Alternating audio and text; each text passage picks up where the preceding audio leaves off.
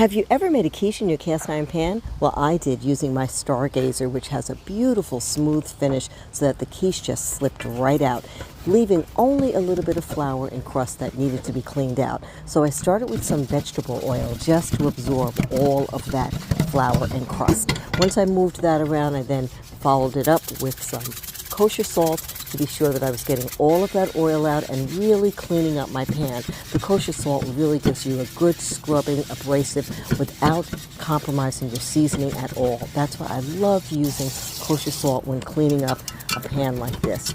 Then following with some hot water to be sure that I'm getting it clean, using that scrubby, and you can ensure that it's clean by when you do your initial dry with a paper towel, that paper towel comes out completely clean. Now you know your pan is ready for the next stage.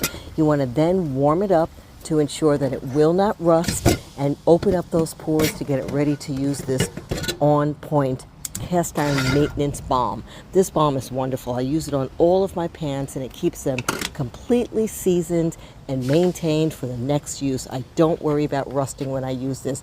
If you want to pick some up, it's in my bio. It is the best way to maintain your cast iron pans, to be sure that they're ready for you when you want to use them and ready for you to pass along to the next generation because they have lasted so long. So make sure you pick up some of this balm. You're going to love it.